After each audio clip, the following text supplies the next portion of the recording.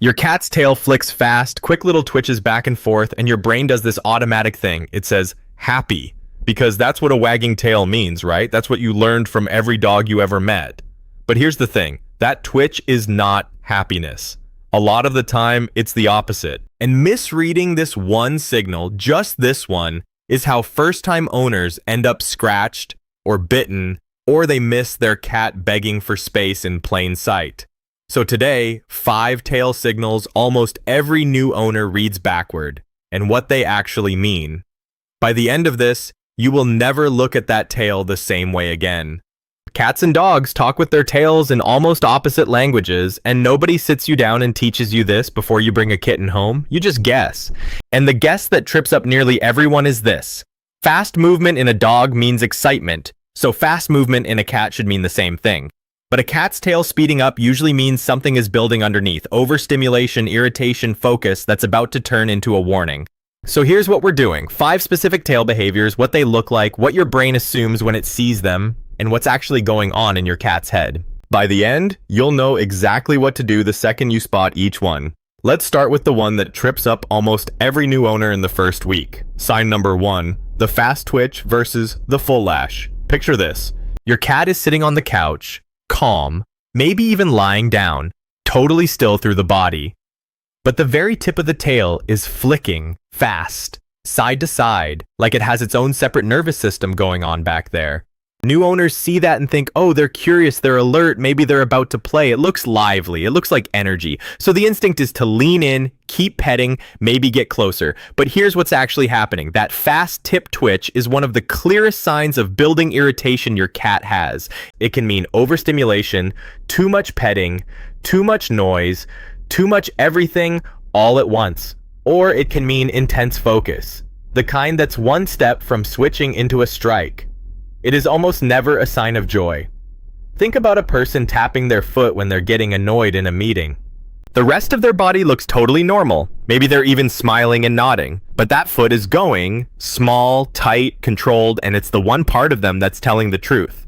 Your cat's tail tip works the same way. The face can look relaxed. The body can look calm. But that tip is leaking what's really going on underneath. Now, there's a difference between the small tip twitch and what comes after it if you ignore the warning. The tip twitch is mild. It's a flicker, contained to the last inch or two of the tail. The full lash is a different animal entirely. The whole tail swinging wide, thumping against the couch or the floor, sometimes hard enough to make noise. If the tip twitch is someone tapping their foot, the full lash is that same person standing up and slamming their hands on the table. It's not subtle anymore. It's the last stop before teeth or claws. Here's a scenario almost every new cat owner has lived through without realizing what they were watching. You're petting your cat, everything's fine, they're even purring. A minute in, the tip of the tail starts twitching. You don't notice, or you notice and think it's a good sign, so you keep going.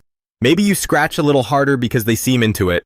30 seconds later, the twitch turns into a full lash, ears go back, and then, out of nowhere it seems, you get bitten or swiped. Except it wasn't out of nowhere at all. Your cat gave you a warning a full 30 seconds before it happened, and the warning was that tail tip.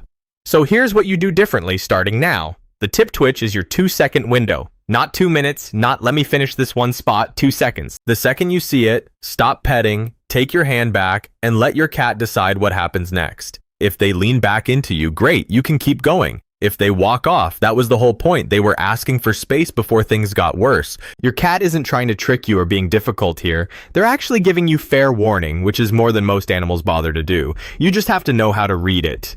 Now here's one that looks nothing like a warning sign at all. It looks almost cartoonish.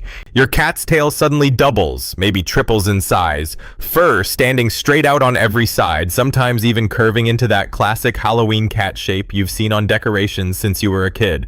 New owners see this, and one of 2 things happens. Either they laugh, because honestly, it looks funny, like your cat stuck a paw in an electrical socket. Or, if it happens during a play session, they read it as excitement, like your cat's having the time of their life and just got extra hyped up. But that puffed up tail is not your cat having fun, it's fear, or it's a threat display, full stop. Your cat's brain has decided something in the room might hurt them, and the fur standing on end is an attempt to look bigger than they actually are. It's a bluff. A house cat weighs 8-10 pounds, and in that moment, their entire nervous system is trying to convince a threat that there's something to think twice about. The science behind it is simple, and you've actually felt a version of it yourself. It's called piloerection, tiny muscles at the base of each hair pulling it upright. That's exactly what happens to you when you get goosebumps, cold air, a scary movie, someone walks over your grave, whatever gives you that chill. Your cat gets the same reflex, except a cat's fur is built to catch air and puff up dramatically, so what's a subtle prickle on your arm turns into a full bottle brush on them. Here's where it gets useful though, because the poof tail alone doesn't tell you the whole story. You need to check the rest of the body too. If your cat's tail is up and puffed, but their body is low, crouched, maybe even backed into a corner, that's fear. They want out, not a fight. But if the tail is puffed and held high and the body is stiff, standing tall, weight pushed forward, that's a different message. That's aggression. Your cat squaring up, ready to defend that space if pushed. Picture the trigger. A dog barking outside the window that your cat's never seen before. A door slamming somewhere in the house, loud, unexpected. Maybe another cat showing up on the porch, staring through the glass like they own the place. Any of these can flip the switch, and suddenly the calm cat curled up on your lap 5 minutes ago is a puffed up, wide-eyed, different animal entirely. So here's what you do, and this part matters. Do not approach a cat with a bottle brush tail. Do not scoop them up to comfort them, even if your instinct screams to protect them.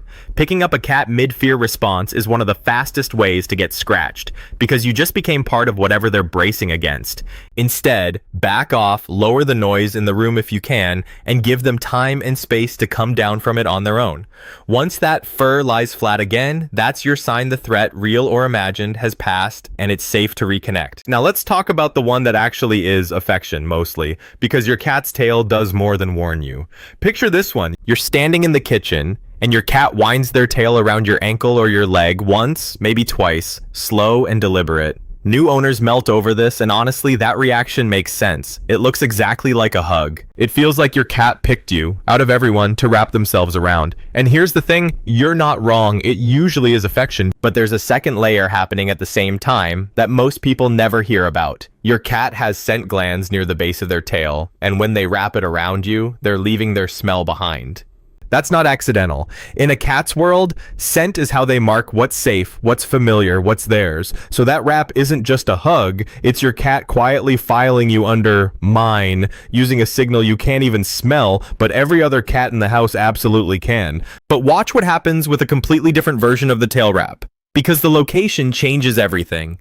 Instead of wrapping around you or another cat, picture your cat wrapping their own tail tightly around their own body, pulled in close, low to the ground.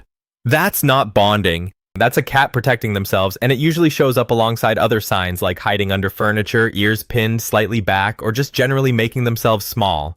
A tail wrapped around their own body is your cat's way of saying they feel unsure, uneasy, or physically off, not affectionate at all.